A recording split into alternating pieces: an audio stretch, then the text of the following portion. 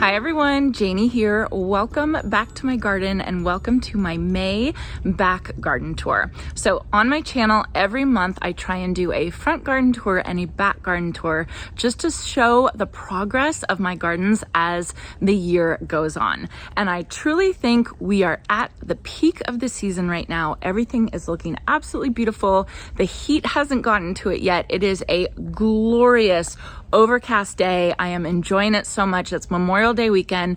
My kids are a little bummed because they want to go swimming. I told them that they could swim, but it's just a little not quite warm enough for swim weather. So I'm loving it. They're bummed out, but that's okay.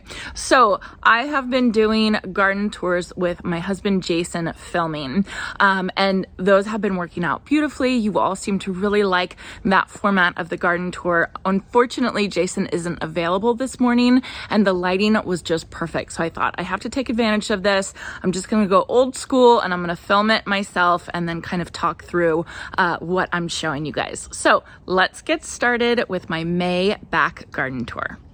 So I'm eager to show you guys my 3 big white pots that I have back here. This is in my back garden. This is the south facing side of my house. So this area points south. That means this area right here is pretty much the hottest spot in my entire garden because not only is it south facing, but also we have the light gray stucco on the back that reflects the heat. So the KARST bougainvillea that is growing up this back wall is absolutely loving its life. It is blooming. It is so happy. This is the best I've ever seen it. It's definitely the happiest I've ever seen it. And the funniest thing is I am not fertilizing it at all. And I actually really enjoy that because last year I did fertilize it a little bit and I felt like that was too much green leafy growth. I left some so you guys could see. This is what the green leafy growth looks like. This is like a sucker. It's not going to bloom. It's not going to do anything. So I come through and I prune these off. There's another one right here. So I have to come through and I have to prune those off. It's the other branches that will actually bloom and bring the color. So I think that last year I was giving it too much fertilizer and I had too much of this leafy green growth on it and it just looked really messy. And so I'm still having to come through and touch it a little bit, but last year it was almost too hard to stay on top of because there was so much green leafy growth. So, you know, bougainvillea is it's a drama queen. It is definitely a drama queen plant. It's one that you kind of have to figure out what the plant in the particular spot needs. And then once you figure out what it needs, it will grow like a weed. It'll be totally happy. So in this spot right here, it's kind of tough because we do have the hose and then I have these 3 big white pots here that do get watered. So the bougainvillea does get a little bit more water than I want to give it. So I have to figure out how to balance the other things that I'm giving it, particularly the fertilizer. And so I've figured out over the years that fertilizer is not the way to go, at least with this amount of bougainvillea or this spot of bougainvillea. It might be different for you. It might be different for where you have your bougainvillea growing. And yes, just for pronunciation, I know that some people pronounce it bougainvillea. I've always pronounced it bougainvillea, and that is totally an appropriate way to pronounce it. So if you notice a lot of green leafy growth, your bougainvillea is probably getting too much fertilizer or too much nutrients, possibly even too much water. So just kind of play with it and see how it does. And then once you start seeing a lot of the colorful bracts and a lot of the blooms, then you know that it's happy and you're on the right track. Okay, underneath that, I have my 3 big white pots that I have filled with Proven Winners Annuals. And I think you guys can see the star of the show this year is this Superbenas pink cashmere. I am absolutely obsessed with this plant. It is so beautiful. I want it all over my garden next year. This one, unfortunately, is a Proven Winners 2024. So it is not available this year, but I want all of you to tell your local garden center that this is the plant that you want for next year so that they can order it. Tell them in September or October so that they can order it and have it for you guys next year. I have so many buds coming, new buds. They it's just so beautiful. It's so robust, and the bloom heads are absolutely massive. And I really like how it starts off with this kind of light, beautiful pink, and then as they get older, it kind of fades to a white. So it just looks really delicate, really beautiful, really soft. Pink cashmere is absolutely the perfect name for it. I do have Supertunia lovey-dovey underneath there that is supposed to be my spiller, and it's coming. It's just the Superbena pink cashmere is totally taking it over at this point, but I think it'll start coming. And then right behind that, I do have Luscious Lantana Royal Cosmo, and this is looking beautiful. I love it because it's the exact color as the Bougainvillea Barba Karst. It's absolutely beautiful. So I'm just waiting for it to get a little bit hotter. We have had the coldest spring that I can remember. So all my plants that normally go crazy with the heat are kind of slow at this point, but I know it's coming. So I think these guys will get absolutely crazy. They are supposed to get even taller than the Superbena pink cashmere. So we will be watching these pots. But for right now, I am really enjoying the Superbena pink cashmere. I think it is absolutely incredibly beautiful. All right, coming this way, I did dot a couple of the Supertunia Vista Jazzberry. And so you can see I have these here, and then you can see I have these over here. And Jason was out here working this morning on the lawn. He fertilized it and he watered it in. And he noticed that this sprinkler head and then also this sprinkler head were pointing in the exact wrong direction. They were actually pointing back that way. And unfortunately, we don't know how long that's been going on because our sprinklers run at 4 a.m. and we didn't check it. We haven't checked it for like a month, I think.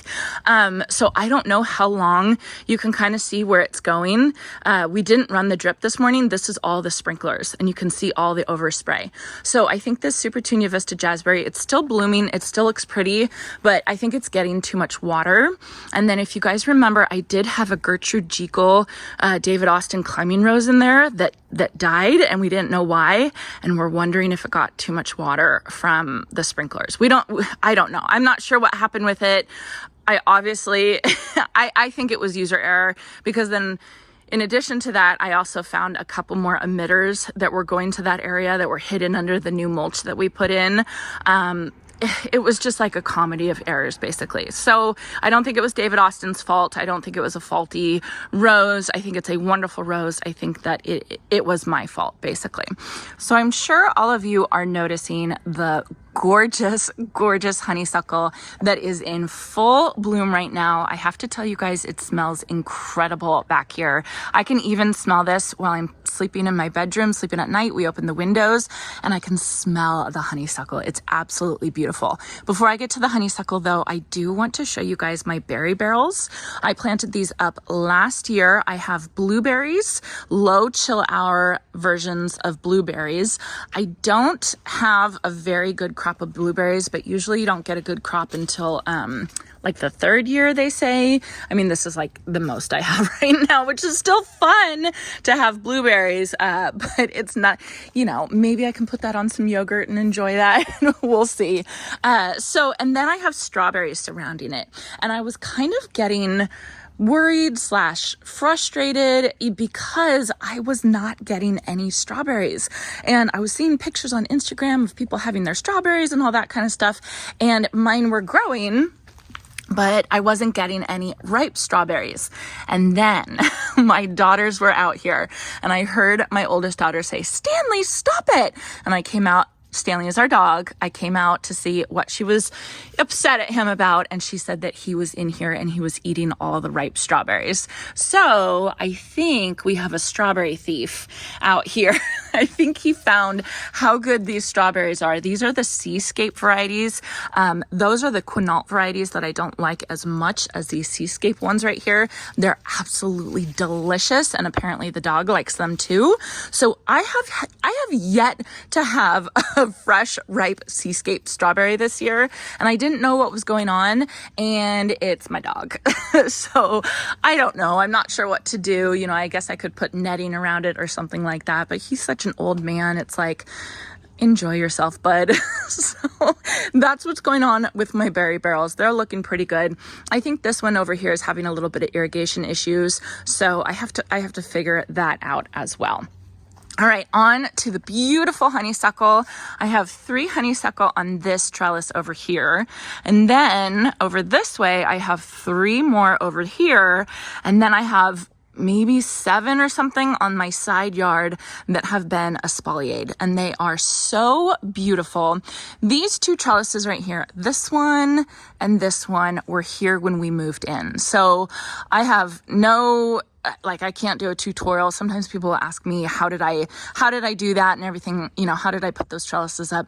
They were here when we got here. I did find like a receipt from the construction company that put them in, and they were not cheap. They were not cheap at all. They were done. They must have been done really well. I mean, they're really, really stable, and I love them in my backyard. So I'm sorry I can't give you guys any more information on that.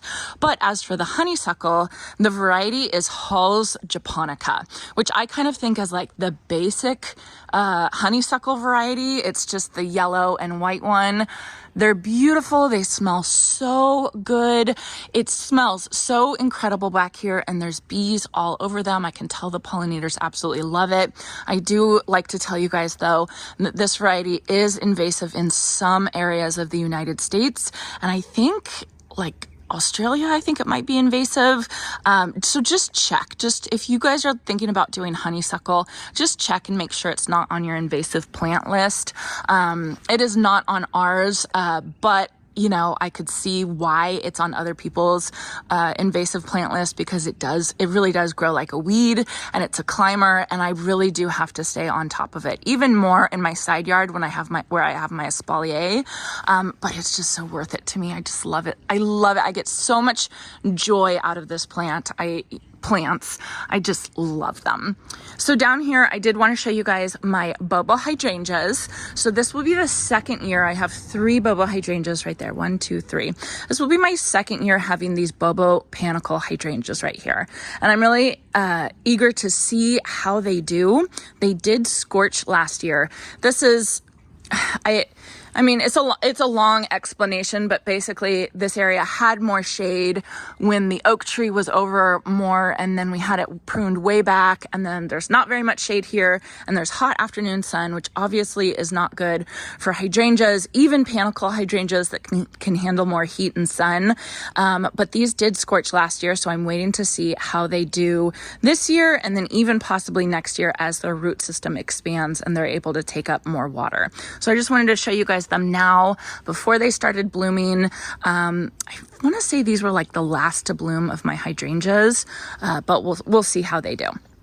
Okay, moving on this way, I have my Wichita Blue Juniper that I absolutely love. I can tell this one's not super happy right here because this one has not grown at all as compared to the one in my front yard that has, I want to say it's like doubled in size, which I'm kind of okay with because I wanted this one to be short. I purposely got this Wichita Blue Juniper because this can be size pruned, you know, as opposed to like a cypress or something like that doesn't really want to be size pruned. This one you absolutely can, and you can make it look natural. So I was planning to keep it short underneath this trellis, this honeysuckle trellis right here, because I really liked the blue color.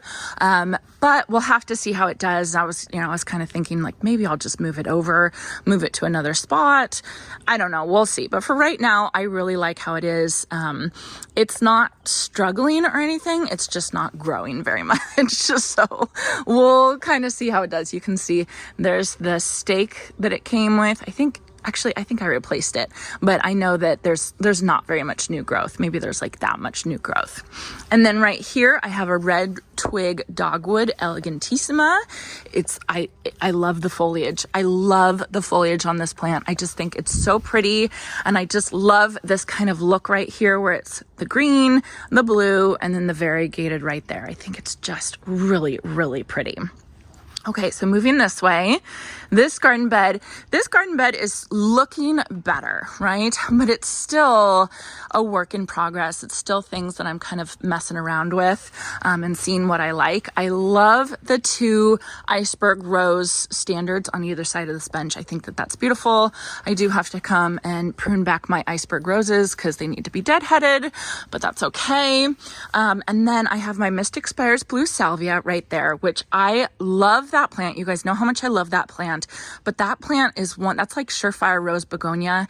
It's another one that can just handle all types of lighting conditions. So if you have a really kind of a difficult spot that you're not really sure what to do, I would say this plant, Mystic Spires Blue Salvia, is a really good one to lean on. I do have Helen von Stein Lambsia right here. It is definitely struggling. You can see the leaves are kind of yellow and it's not really, it's not happy here. And I think it's getting way too much water. So I think that I'm going to come in here and I'm going to cap all the emitters that I have to it and just let it get the overspray from the lawn and see how it does. And I think the same thing is happening with this Supertunia Vista bubblegum right here. They're just struggling. Again, it's a hard place. It's always hard to plant things right next to a lawn and kind of see how it does. Okay, coming this way, I wanted to show you guys this, I think they're called Apricot Sun or something like that. They're foxgloves and they're beautiful, right? Don't get me wrong. They're absolutely beautiful, pretty color. I really like the apricot color. I think it'd be so pretty next to something purple. However, all my windows are over here. And if you stand back and look out the window and you kind of look over there, this apricot color of the blooms looks like it's a dead bloom. It looks like it's faded and dead and needs to be deadheaded. Can you guys see what I'm talking about? So I keep looking out the window and I keep seeing these foxgloves and thinking, oh, I need to go deadhead those. They're done. They're brown. They're faded, right? And then I come out here, I get a little bit closer and I think, oh no, they're absolutely beautiful. They're gorgeous. They look fantastic right now. But it's just the funniest thing. I would have never thought about this with this beautiful apricot color. When you stand really far away and you're looking at this apricot color, it almost looks like it's dead, if that makes sense. So it was a real learning experience for me with this color because I really do like it. But I would think that I'm only going to put this in a garden bed that's a little bit that I look at when I'm closer. Does that make sense? This whole garden bed I look at from across the garden. So having something that doesn't look good from far away doesn't make any sense at all. So I think once those are done blooming, I will probably dig them up. I don't know where I'm going to put them, but I will definitely find a place. But this is not the right spot for those apricot foxgloves right there. What is really good right here, which is kind of out of bloom right now, but it's this blue and white delphinium right here. So you can see how beautiful it is. This is just the right color for this spot. You can see it all the way across the yard. You can see it when I'm standing inside and looking out, and it just looks beautiful. It pops against the black fence. So last year I had Supertunia Blue Skies in these containers right here, and I loved it. It was beautiful, and I think because the blue color just really, really pops, and you can see it from all the way across the yard. So I've just been thinking about this as I've been like staring out the window, and like thinking about the garden. Apricot is not the way to go for at least this garden bed that's pretty far away, but any type of blue flower absolutely is the way to go. It looks beautiful. So this whole garden bed, I think I'm going to start adding in lots and lots of blue flowers and see how they do. Maybe blue and purple and maybe pops of pink, but mainly blue. Blue really makes a difference in this garden bed. All right, then I have my trio of pots right here. I have my Texas privet that is blooming on top. The bees are loving it. I'm telling you, the pollinators are happy this year for sure. And then I have this, I'm going to say it wrong, white licorice Lakismata. I feel like I'm saying that wrong. Anyway, this guy it's kind of a mess. It's really pretty, but I planted it as a spiller, and you can see it is like climbing up this plant. It's doing the same thing in my containers in the front yard. So I keep coming in here and I keep pushing it down so it'll act like a spiller. And then it's so happy, it keeps popping back up and it keeps climbing up the juniper spiral. So it's a beautiful plant. It's really pretty, but just be prepared. It will start vining up, which I think I found really, really interesting.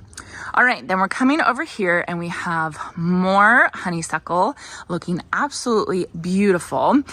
I did want to show you our new friends here. We always get new floaties for our pool every year because for some reason our floaties do not last every year, because by the end of the year they are popped in some way, probably because of all the kids we have over here swimming. But this year we picked out these two beautiful swans and I'm excited about that. All right, so underneath my honeysuckle, I do have limelight hydrangeas. They're not blooming yet, but they're all leafed out. They're looking beautiful. I have lamium underneath here, and then I wanted to show you guys this. So this is where we have our bird feeders. The birds haven't really been here because I have so many other things to go for in my garden and surrounding gardens. But look at what's going on down here. It is, I literally have a lawn under here. So the birds are, of course, incredibly messy and they knock all the seed down. And I think it's the new mulch that we have in here. I think this new mulch is nice and organic and fresh.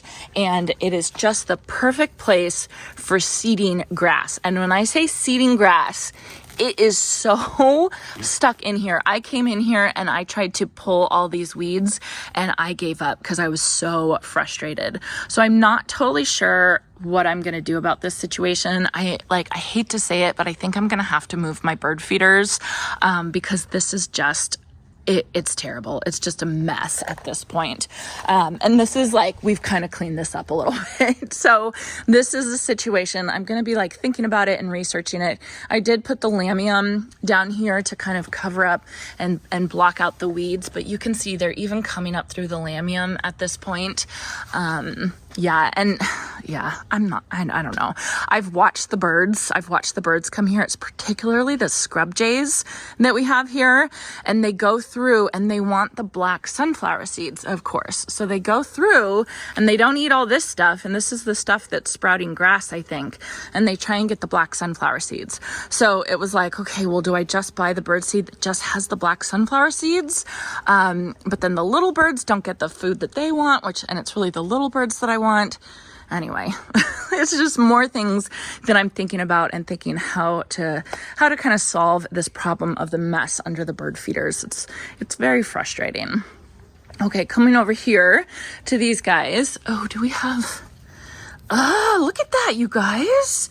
Slugs or snails. My goodness.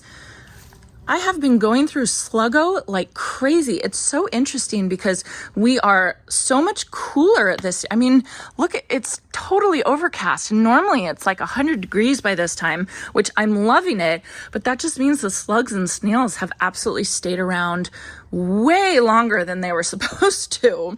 So this is Color Blaze Cherry Drop Coleus. It is a new one for 2024 from Proven Winners. I am loving this, loving this. It is a fantastic coleus. I can tell that it's going to get bigger and it's going to start, coming over here. But when I come and I look over at this container, my eyes are drawn to this cherry drop coleus. It is incredibly beautiful. Then we have Supertunia Mini Vista Sweet Sangria. Another one. All of these that I'm going to tell you guys right here are 2024s, so they're not available this year. Again, if you're interested in any of these, make sure you tell your local garden center to order them. Supertunia Mini Vista Sweet Sangria. Beautiful. Beautiful, beautiful, beautiful. There's nothing else I can say. It is just a beautiful color. It's a beautiful plant. Then back here, not doing as well. I think if I turn the pot around, it would probably be super happy. But this is Safari Dusk James Britannia. Last year I grew Safari Sky that was very pretty. This is a heat tolerant variety. Beautiful as well. Probably not the right spot.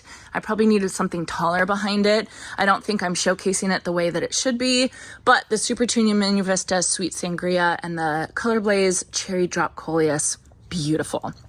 Over here, I have the Selenia Apricot Begonia, and then underneath that, I have the Supertunia Mini Vista Ultramarine. I have this in my front gated garden bed, alternating with the Supertunia Mini Vista Scarlet. Love it. Love this one. Love this one. Absolutely beautiful here. I wanted to show you guys another borrowed landscape I have. Back here, my neighbor over here, he grows star jasmine up like a trellis on the other side of this fence, and then it kind of starts falling over. Sometimes I'll clean it up, but sometimes I will just let it grow, especially when it's blooming. It smells so good. So I have star jasmine blooming in the front garden and star jasmine blooming in the back garden, and this one I don't even have to take care of at all, so I love it. All right, let's go on to my pollinator tanks. First off, look at my showy milkweed this year. Oh my goodness. So this is showy milkweed. This one right here is narrow leaf milkweed. It's not as nice, but I did notice I had a couple sprouting right here. So these are the 2 native milkweeds from my area that I planted for monarch butterflies for way stations so that they can lay their eggs on milkweed, which is the absolutely only thing that monarch larvae will eat is this milkweed and that milkweed. And last year they kind of grew okay. This is a year old, but look at how beautiful it is this year. It is so pretty. And I have more buds coming. This plant, this showy milkweed, if it's native, if it's one of the natives in your area, it is a beautiful plant. And then behind it, I have more of my Mystic Spires blue salvia, which the pollinators love as well. So it's just a fantastic combination. I do have to show you guys, I have this grapevine that I almost gave up on last year because it wasn't doing very well. It doesn't even get water. It's just a plant that I've kind of ignored. And I noticed this morning I have little baby grapes on it. So yeah, I'm gonna have to start taking care of that because my plan was to have this grow up right here and maybe kind of grow over here and have grapes. Wouldn't that be fun? And I actually have grapes, and this is basically the first year I planted it at the end of the summer last year. Zestful golden chalice grape. It's supposed to taste really good, so I'm excited we will get to taste it this year. Then coming over here, these are some perennials from Proven Winners. This is meant to be Queen Nectarine Agastache. Very beautiful. It did not bloom for me last year, which was the first year that I planted it. Second year, it's gorgeous. It is so pretty. If you look at the calyx, it's like this mauve color, and then compare that with the apricot. So pretty. So I need to transplant this and put it out in my garden because I just think it's gorgeous. Again, I planted all these right here as my pollinator gardens. I don't know if you guys can hear all the bees flying around, but they are happy campers over here. They are all over the place, and I've even scared some away. Okay, so then over here I have Red Velvet Monarda or Bee Balm, another one that I planted last year, and it's blooming beautifully this year. Really pretty.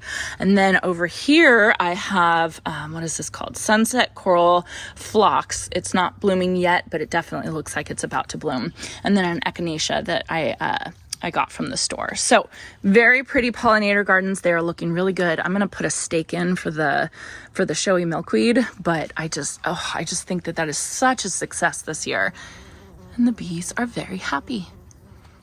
Oop, the sun is finally starting to come out. You can actually see shadows now.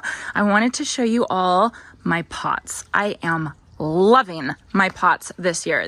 I have 5 white pots. I have 2 over there and I have 3 over here, and they always stay right here on either side of my pergola. And I always put like annuals in here. This year, I think you can see the one that is absolutely standing out beautifully is the Supertunia persimmon. Man, you guys, I don't know why Proven Winners didn't classify this as a Vista. I really think it's a Vista. I'll have to see how it does as the season goes on, see how big it gets, but already it is starting to trail down. It's covering my poor Color Blaze Mini Me watermelon right here, which is looking very pretty. And then I have the Luscious Lantana Royale Lemon Tart. beautiful. I love this color. I hope that it starts growing a little bit more. I might even move the persimmon back a little bit because I like this pop of yellow with the persimmon. I think it is so pretty. Over here, I have Toucan Coral Canna. This is my first year growing cannas and I'm loving it. I am loving them. I think they're so pretty.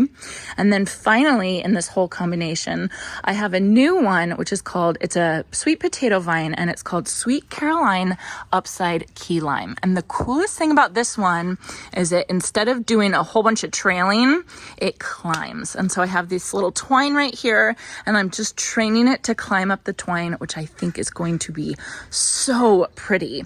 Over here in these two pots, I have the same combination, the Mini Me Watermelon, Royale Lemon Tart, Supertunia Persimmon, Toucan Coral Canna right there, and then the Sweet Caroline Upside Key Lime right there.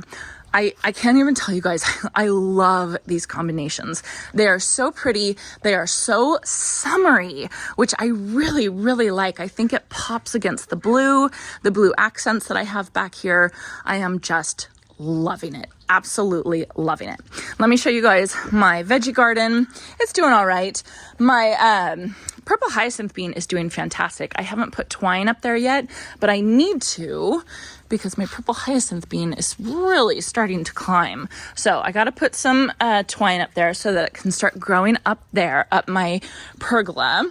I did dot in some giant yellow marigolds, inspired by Michael Glassman because he put a whole bunch of marigolds in his veggie garden, which I know is a pretty common thing to do, but it just looked so pretty when he had it. So I had to copy him on that. And then my bush baby zucchini is starting to get some fruit. So we will see how those do and how those taste. And then I have my tomatoes.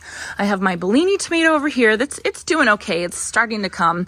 But I have this one. This is a Sun Gold cherry. Yeah, Sun Gold tomato. This is a cherry tomato. It's going crazy.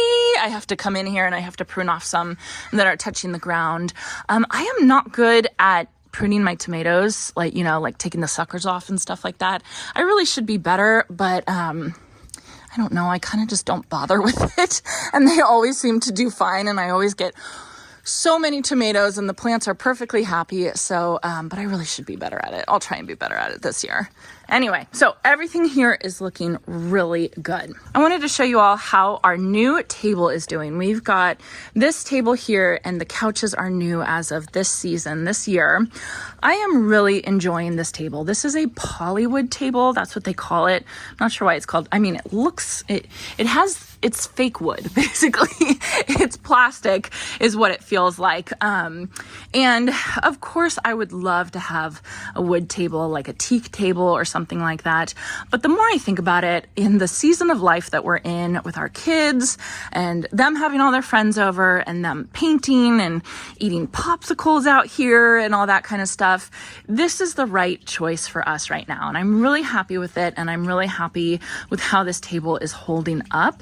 I even put like plants on there and like a whole bunch of my gardening junk on there, and it can handle it perfectly well. So if you guys are looking for a really rugged, can handle anything outdoor table, I'm really liking this polywood. I think it's really good. And then I did get 4 more of these chairs. These chairs are from SUPERTUNIA. I don't know how you say that. SUPERTUNIA. I think that's right. I think I got these off like Wayfair or Overstock or something like that. They come in a set of 2. We love these chairs. They have lasted, the 4 of them have lasted for so long, years and years and years. And then I got 4 more just to fit this big table and we love it. We really enjoy it. Over here, let's see. I'm going to show you my wall of Supertunias. Looking so good. Whatever was eating the ones up here has obviously stopped. I'm pretty sure it was slugs or snails because they've been such an issue this year. But look at how good this looks. I almost think, so there's 3 separate pockets. They're pocket planting pockets that I got from Amazon. And I just put 1 Supertunia Vista in each one. I have Supertunia Vista Bubblegum, Supertunia Vista Snowdrift, and Supertunia Vista Jazzberry. And my goal was to just have a wall of flowers so that we can take pictures and stuff in front of it. It's obviously beautiful. It's obviously incredible. I'm thinking that I'm going to spread them out a little bit because I think that they can even get a little bit bigger. I will come in and I will trim it back just to keep it from getting too leggy. But so far, I think this was an experiment. So far, this experiment is a success because it is so pretty. Whenever I walk back here and walk by here, I always look at this and think, oh, that was a good choice, Janie. Okay, coming over here, I have some bougainvillea. Something's going on with the irrigation over here, I can tell. The bougainvillea is not super happy. So when you see bougainvillea like this, the leaves are not happy. There's bracts, but it's almost like it's like suffering and it needs something. There's no blooms. There's only bracts at this point. I'm pretty sure there's an irrigation problem. So I have to come and I have to troubleshoot that. But coming this way, I'm going to come over here and show from the other side because I don't want you guys to see my garbage cans. Isn't that pretty? So the whole goal with this side yard was to be a fantastic entrance for the garden tour that I was in early in May. And I think I accomplished that. I really, really love this garden bed. I think it's beautiful. If I didn't have that darn air conditioner unit right there, it would be really, really pretty. But you got to work with what you have. This is like a 6-foot wide, narrow side yard, obviously where we keep our garbage cans. So this is just making the best out of what you have going on. So this whole side yard started off with this honeysuckle espalier right here, which I love. I get so much joy out of this, not only because of the honeysuckle, but just because of the structure of it. Looking out my kitchen window, which is right here, you can see this and it looks so pretty. I love it. I do prune it way back, especially this year. I've been pruning it way back. I obviously missed one right here. But I've been pruning off a lot of the flowers over here because of keeping it nice and tight and tidy this year, which is a bummer because it'd be nice to have flowers, but really I'm not over here that often to enjoy the smell because the garbage cans are right there. But I have all these flowers right here on this arch. This arch is from Kinsman Garden Supply. It's the lattice arch. That's what it is. It's the lattice arch. It's the same one that I have in my front garden for my Eden Rose climbing arch. It's really pretty. It has these diamond patterns. If you guys can see it, I don't think you can see that. Really pretty, and it just mimics the diamonds that I have right here. So loving that. I have Supertunia Priscilla down here that's looking so good and so happy. I do have Cake Pops Verbena. Cake Pops Pink Verbena. I don't think it's getting enough sun back here. This gets some hot mid-afternoon sun and it's just too much. So you can see what I did. I'm just kind of messing with it. I put some heuchera here and then I put some verbena here just to kind of see which one would do better. Really, neither of them are doing fantastic. So I'll have to keep messing with it and seeing exactly what's going to work in this area. The one plant that's doing fantastic is my Helen von Stein Lamb's Ear. That plant can handle anything. I do have this gorgeous peony right here. Look at this. This one's done. Look, isn't that pretty? I think it's a Shirley Temple. I'm not sure. This is another peony that was given to me by my neighbor. I did not think this one was going to grow at all. I thought I killed it, but oh my goodness, it is so very happy. Let me show you guys my window box right here. This is my sun window box. So I did a video where I did a shade window box versus a sun window box. My shade one is in my front garden, kind of by my front door. That one's doing beautifully. This one I think is doing a little bit better, obviously because of the combination of plants that I have. They're so pretty. So I have Supertunia Bordeaux. It's just one of the prettiest plants. Absolutely gorgeous. Sweet Caroline Lime Green Ipomoea that is starting to get big. But again, I was telling you guys not to be scared of using an Ipomoea in a window box because it's real easy. You just come through and you just chop it off and then you're done and you don't have to worry about it. So I kind of wanted it to trail a little bit, but I don't want it to touch the ground. I don't want it to come anywhere near that. Really, I don't want it to touch the Helen von Stein. So probably next week I will come in and I will trim those. I'll show you guys how I do that. But I don't want you guys to be too worried about using a super vigorous spiller in a window box or in a container, because you can come through and you can just cut it off and not worry about it, right? And if you stay on top of it, it's not going to be a problem at all. It does take work, but so does the espalier, right? And I'm totally willing to put the work into that. And I think with this combination, I am willing to put the work into this. Then I have Cascade Blue Angelonia that I'm really, really liking. I chose the Cascade Blue so that it wouldn't get too tall here. Last year, it was really funny. Last year, I planted up this window box for the inside facing out. I actually wanted things to get tall so that I could come and I could look at it. It did okay. I was okay with it, but I kind of wanted to look out and look at all this beautiful stuff this year. So I thought the Cascade Angelonia would be a lot better, and I'm really happy with that choice. I think they're really pretty and they do so well with this Supertunia Bordeaux. So I am loving this right here. Coming along here, I have more Supertunia Priscilla. And I always get that confused with Supertunia Sharon. But yeah. And then I have this new begonia. This is called the Apple Blossom Begonia right here. This is beautiful, you guys. I'm really into begonias these days. This is a new one for 2024 from Proven Winners. I think this is going to be a good one. I think this is going to be a total success. And I really like the combination with the purple right there. I think that that's really pretty. Okay, let's see.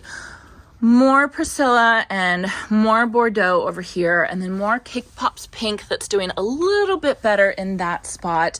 Oh man, this is totally irrigation issues. What is going on here?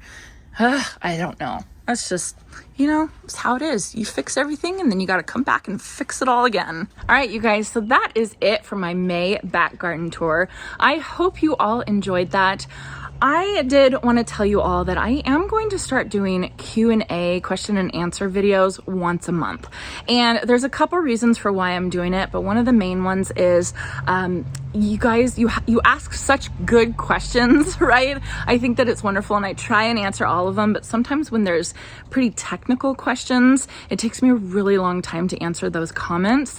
So those don't always get answered. So still leave those technical comments, if you're asking about how I fertilize my bougainvillea or how I do whatever I do, please ask me those comments. I'm kind of saving them, and then I'm going to film a Q&A every month, kind of like Laura from Garden Answer, but she does it every week. I don't get anywhere near enough comments to film every week, but I'm going to try and do it every month just so that I can answer any questions that you guys have about my garden or how I do things, because that's how I learned gardening. Is I just went online, went on Instagram, went on YouTube, and I just asked a whole bunch of people a whole bunch of questions. So I want to provide that for you guys. If you have any questions about how I'm doing any of this stuff, please ask it in the comment section down below. I'll take a screenshot of it, and then I will do a Q&A video every month. So stay tuned for that. I hope you all enjoyed this, and I hope you all have a chance to get in your garden today.